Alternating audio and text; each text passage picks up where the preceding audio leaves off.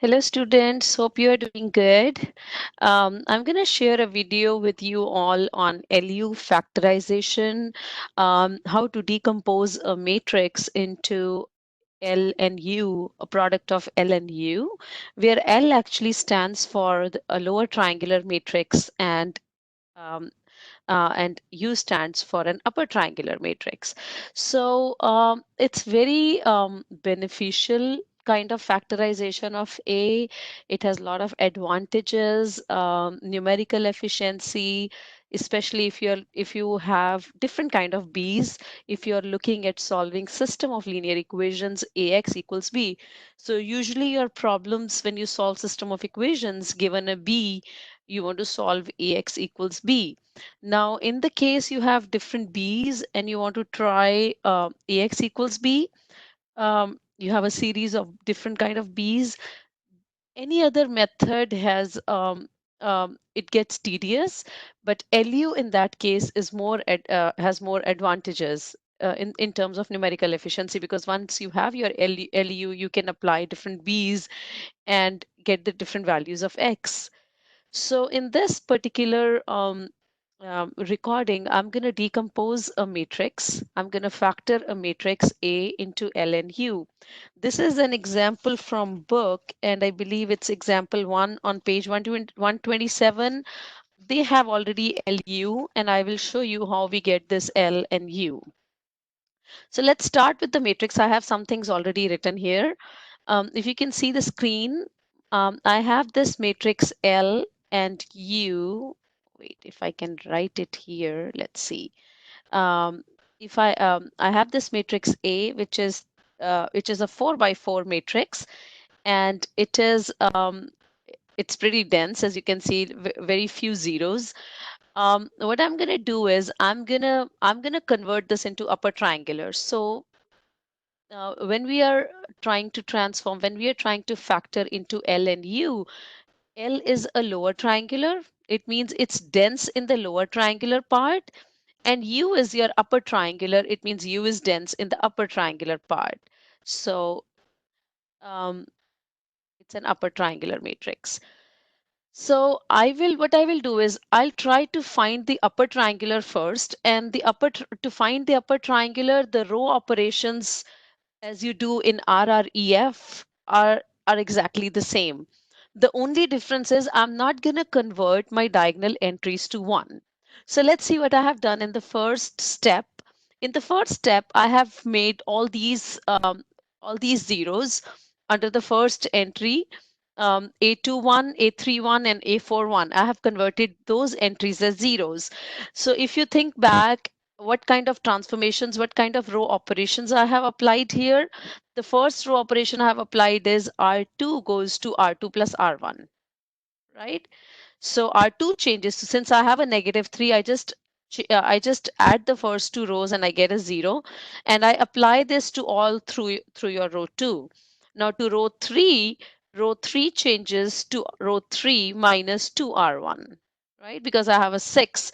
So I apply that to all of R3. And similarly, row 4 changes to row 4 plus 3R1, because it's a -9 here. That's a negative. So I apply this to the second matrix. The only difference is don't convert your first entry to 1. I mean, start whatever is there, whatever non-unit entry is there, start with that. If it's a 1 is okay. If it's not 1, don't try to convert into 1. I just need an upper triangular matrix. I don't need that kind of upper triangular whose diagonal entries are 1. Now, there are certain processes, certain LU factorization. LU factorization is not unique. You can have certain matrices in which the diagonal entries of U are 1. In that case, L will be determined differently. But the way your textbook is teaching, you keep the diagonal entries as non-unit for the upper triangular. So once you have this, the second your process is to make these entries. I'm going to just put it dotted here, to make these entries as 0. So you have a -2, don't convert into 1. You have a -2, what kind of transformations will you apply?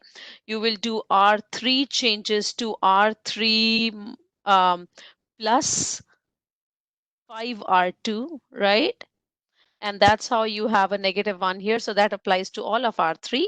And similarly, your R4, which is your -16 and -2, changes to R4 minus 8 of R2. So again, I have two zeros here. I keep on going. Now I'm not doing L yet. So just do your U and I'll show you how I get my L. The next thing is to convert this entry to 0. So you just do -3 of, so R4 goes to R4 minus 3 of R3, right? And that becomes your -1. Leave that it is, and that's your U. Just leave as it is. Leave as it is, sorry. So now to figure out the columns of L, as you can see, we did not convert the diagonal entries to ones, right? We use the same diagonal entries in U as in A. It means we need ones on the diagonal entries of L, right? So we already, if you can see A and U, the common thing is if you look at the um, it, I mean, we don't want to convert the diagonal entries of U as ones. So for the next one, for your L, we need the diagonal entries as 1. So let's see how I get the columns of L. For the columns of L, each of the above matrix will contribute one column. Okay, so as you can see, there are 4. So each of those will contribute something to the column. Now for the first one, and the other thing is the columns of L will have, the columns of L will have diagonals of 1 for sure, as you can see. So if you want, you can write this before. L is lower triangular. It means it has all zeros above diagonals and the diagonals have ones. So you can write 1, 1, 1 here. Now from each of the matrix, you will be getting a column. You will be getting a column from the original A matrix. So this will be your column. But since I want my first entry to be 1, I will divide this column. So I can say the first is C1 divided by a 3. From A, let's say this is my A1, this is my A2, this is my A3, this is my A4. So C1 is coming from A1 and it is divided by a 3. C2 is coming from A2 and these are the entries. I don't need the, because that the top guy, the A1, 2 entry right here, that's 0. So I need these 3 entries, but I need this as 1. So I divide this whole column by a -2. So if that column is C2, I'm going to do C2 divided by a -2, which will be 1, -5, 8. Now let's go to C3. From C3, I will be getting these 2 entries and I need a 1. So I divide by a -1. So C3 by a -1, which brings 1, 3. And last entry I have to have 1. So no matter what that is, you will be having a 1 here, right? So this is my L. U is your regular RREF process. Just don't convert your diagonal entries to 1. And L, grab each column from your U. The last, of course, we are not getting anything, it is 1. But starting from the very basic, starting from your matrix A, you are getting columns. Just divide, you are scaling them so that your first entry is 1. The entry in the first column is 1. Now, once you have your A equals LU, you can multiply and see if it is correct. You can do L times U. I haven't done it here, but if you multiply, you will get L times U equals A. Now the question was solving AX equals B, where B was given somewhere. I think I wrote it here. That was the B which was given. This B was given. And it was given this, -9, 5, 7, 11, solve for X, right? So this was already given and you wanted to solve AX equals B like you have been doing for RREF and inverse of a matrix. So instead of A, I'm going to write LUX equals B. I think I skipped one step here. So when you have AX equals B, instead you can write LU of X equals B, right? Because A is LU. Now combine U and X. I combine U and X. So L of UX equals B. Now U is a matrix, X is a vector. So I can set UX equals Y, where Y is a vector, column vector, right? Because U is matrix, X is a column vector, so Y has to be a column vector. Y is of the form Y1, Y2, Y3, Y4. So UX equals Y. UX equals basically now you have, since ux is y is a column vector, instead of solving lux equals b, I will first solve ly equals b by setting ux equals y.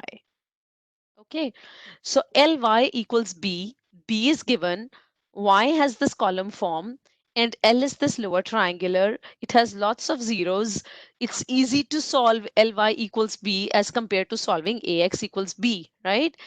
So as you can see, by forward substitution, your y1 is -9, right? Because all others are 0. Then minus y1 plus y2 equals 5. And you know y1 is -9, so y2 is -4. I have these all here.